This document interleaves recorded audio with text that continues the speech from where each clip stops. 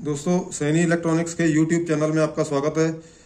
आज हम मदरबोर्ड है जो एलईडी एलसीडी के जो मेन बोर्ड होते हैं वो उसके अंदर जो प्रोसेसर है वो रीसेट कैसे होता है, कब होता है और क्या क्या परिणाम है इसके अंदर, मतलब क्या क्या डिफेक्ट हो सकते हैं।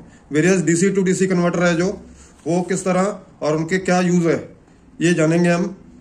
रीसेट होने के लिए जैसा मैंने ये अब एक सैमसंग का डिज़ाइन उठाया है सपोज एक, जिसमें कि आप देखते हैं 12 से 13 वोल्ट है जो सप्लाई से आ रही है और ग्राउंड होता है उसके अंदर, मतलब एक ही सप्लाई दी हुई उन्होंने 13 वोल्ट की। यहाँ पे 12 वोल्ट मेंशन किया मैंने। यही जो 13 वोल्ट है वो सबसे पहले 5 वोल्ट है जो डीसी टू डीसी कन्वर्टर से 5 वोल्ट कन्वर्ट करते हैं। ये 5 वोल्ट है जो आपका 3.3 वोल्ट है जो वो कन्वर्ट करेगा 3.3 वोल्ट इसके लिए। और इसी प्रकार अलग अलग डिज़ाइन है जो ये 3.3 वोल्ट से कोर वोल्टेज डेवलप की जाती है, जो कि आजकल है जो कोर 0.9 वोल्ट में भी देखने को मिल रही है, बट ये हमने नॉर्मल वो उठाया स्टैंडर्ड 1.2 वोल्ट। तो ये रीसेट किस तरीके से होगा, और जब समझो हमने सप्लाई ऑन की, सबसे पहला प्रोसेसर है जो ये सारे जितने भी वोल्टेजेस है यहाँ मेंशन किए हैं मैंने, इसको मॉनिटर करेगा। ऑसिलेटर है जो क्रिस्टल लगा होता है उससे पल्स आएगी इसको। ये इवन बायस है जो लगी हुई, फ्लैश लगी होगी, डीडीआर लगी होगी, उसको मॉनिटर करेगा प्रोसेसर। अगर ये सारे वोल्टेजेस और हमारा बायस सेक्शन अगर ओके है क्रिस्टल हमारा, तब ये रीसेट के अंदर मोड में जाएगा। अगर मान लो किसी भी सप्लाई के अंदर अप डाउन है, एक लिमिट से ज़्यादा नहीं हो सकती, कम भी नहीं हो सकती, तो क्योंकि हर एक जितनी भी सप्लाइयाँ हैं ये यहाँ से फीडबैक माइक्रो कंट्रोलर को दी होती है। अगर वो फीडबैक मिस हो जाती है तो इस केस में ये एमसीयू है जो रीसेट नहीं होगा, आपका सेट है जो वो स्टैंड बाई मोड के अंदर होगा। तो मैं दोबारा रिपीट करूंगा, इसको रीसेट होने के लिए जितने भी ये DC to DC converter voltages हैं इसकी रिक्वायरमेंट, जैसे मैंने 12 वोल्ट लिखा है, 5 वोल्ट है जो 2.5/1.8/1.5 ये रैम की सप्लाई होती है। अलग अलग डिजाइन है ये, हमको देखना होगा। और ये 1.2 कोर। अगर इसके अंदर से किसी के अंदर कई बार ऐसा होता है कि ये जो 5 वोल्ट मिल रहे हैं ये हम मीटर से चेक करते हैं, लगभग 5 वोल्ट होते हैं, बट इसके अंदर लैक ऑफ करंट, इसके अंदर लैक कर जाता है, करंट नहीं होता इसके अंदर जितना रिक्वायरमेंट होती है। तो तब भी उस मोड के अंदर भी ये प्रोसेसर है जो रीसेट मोड में नहीं जाएगा। तो ये एक सिंपल डेफिनेशन है किसका, माइक्रो कंट्रोलर का रीसेट में जाने का। तो आगे जो हम देखेंगे कि क्या क्या फॉल्ट हो सकते हैं मिस करने पे।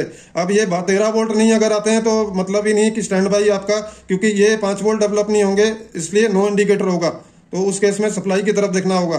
कई बार आपकी ये 13 वोल्ट है जो मिल रहे हैं, बट फिर भी वो आपकी स्टैंड बाई मोड के अंदर है। तो हमें बहुत बारीकी से जितने भी डीसी कन्वर्टर वोल्टेजेस है ये, इनके वोल्टेज भी देखने होंगे, इनका करंट भी देखना होगा। करंट बहुत मायने रखता है। बहुत केस मैंने रिपेयर किए हैं जिसके अंदर वोल्टेज तो मिल रहे होते हैं और उसके अंदर करंट नहीं होता है। उसके लिए अलग अलग मेथड है। आजकल तो बहुत सारे डीसी कन्वर्टर पीसीबी है जो अवेलेबल है मार्केट के अंदर, तो वो आपको एक एक लगा के देखना होगा। समझो 5 वोल्ट पे आपको 5 वोल्ट सेलेक्ट करके उसको लगा के देखना होगा। इसके लिए आपको अलग सिलेक्शन है उसकी, इसके लिए भी अलग सिलेक्शन है। तो मतलब ये जरूर देखना होगा जब स्टैंड बाई मोड है आपका। सबसे बड़ा कारण मैंने स्टैंड बाई मोड के अंदर यही देखा है कि करंट कम हो जाता है और बहुत सारों में वोल्टेज भी जो है तय हमें जितने चाहिए उतने नहीं मिल पाते हैं, तब भी वो प्रोसेसर है जो आपका रीसेट मोड में नहीं जाता है। और अगर आपकी बायस है जो ये करप्ट हो जाए, क्योंकि ये रीसेट होने से पहला इसे भी जरूर रीड करता है सारा, अगर इसके अंदर कोई आपका मिसमैच हो जाए तो तब भी ये रीसेट मोड में नहीं जाएगा। और बहुत सारे फॉल्ट आते हैं कि सेट ऑन होने के बाद वो हैंग हो जाता है, या आप देखेंगे ची आवाज करके वो ग्रीनिश पिक्चर आपको दिखाता है और उसमें साउंड नहीं होगी आपको। तो वो रैम से इसकी सप्लाई है जो ये सप्लाई से रिलेटेड बहुत सारे प्रॉब्लम आते हैं। तो बारीकी से आपको ये देखना होगा किस मोड में, जब सेट ऑन हो जाएगा, स्टैंड बाय रिलीज हो जाते हैं, प्रोसेसर भी रीसेट मार जाता है कई केस के अंदर, लेकिन सेट ऑन में ही वो हैंग हो जाएगा और ची आवाज करके आपको आगे ग्रीनिश पिक्चर दिखेगी, ग्रीन ही दिखती है इसमें, मैंने ज्यादातर देखा है केस। तब आपको रैम की सप्लाई है जो बारीकी से ये देखनी होगी, इसका फिल्ट्रेशन तो नहीं कुछ गलत। तो ये एक मतलब बहुत इजी वे में मैंने एक्सप्लेन करने की कोशिश की है। अगर आपको कुछ और जानना हो, देखो ये माइक्रो कंट्रोलर पढ़ना इसको सालों लग जाते हैं, ये फिर भी इंसान है जो इसमें 100% नहीं हो सकता है।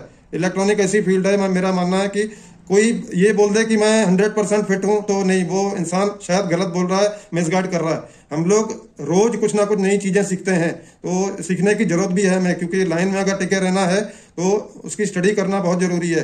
ये दोस्तों मैंने सिंपल वे के अंदर मैंने आपको समझाने की कोशिश की है। आप मेरे कमेंट सेक्शन में अगर आपको कोई और बारीकी से चीज जाननी हो तो आप जरूर पूछ सकते हो। मैं ऐसे ही छोटे छोटे टिप्स है जो एलईडी एलसीडी रिपेयर्स के टॉपिक पे मैं लाता रहूंगा। तो अगर आपको पसंद लगे तो आप जरूर सब्सक्राइब करिए मेरे चैनल को। बहुत बहुत शुक्रिया दोस्तों।